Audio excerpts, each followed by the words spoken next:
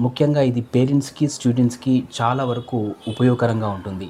అది ఏంటి అంటే ఈ రోజుల్లో ఈ డిజిటల్ ఏజ్ ఇరాలో పిల్లలు టీవీతో, మొబైల్‌తో పోటీ పడాలి. అంటే వాళ్ళు చదువుకోవడానికి ముందుగా, హోంవర్క్ చేసుకోవడానికి ముందుగా వాళ్ళ మనసు టీవీ వైపు, స్క్రోలింగ్ వైపు వెళ్ళొచ్చు.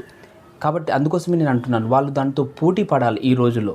పోటీ పడి దాని మీద గెలిసి అప్పుడు వాళ్ళు హోంవర్కు చదువుకోవడానికి రావాలి. సో, అందుకోసమే కొంతమంది స్టూడెంట్స్ వాళ్ళు ఇక్కడ ఓడిపోయి టీవీ చూసుకోవడం, లేకపోతే మొబైల్‌లో స్క్రోల్ చేయడం చేస్తూ ఉంటారు. ఇది ఓడిపోవడం అని కాదు. కాకపోతే ఇక్కడ ఏంటి అంటే పిల్లలు నేర్చుకోవాలి. కొంచెం కొంచెం వాటి మీద విజయాన్ని సాధించడం అలవాటు చేసుకోవాలి.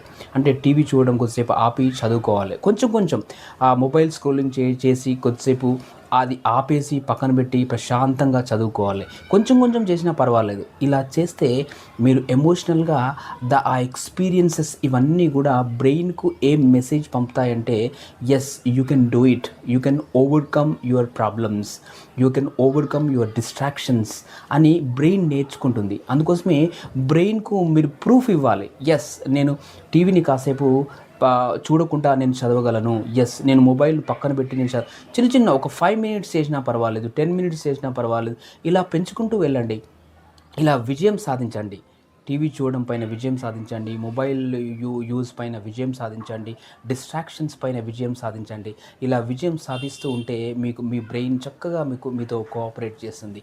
ఇవన్నీ కూడా మీకు మీకు చాలా సులభంగా చేయగలిగినవి.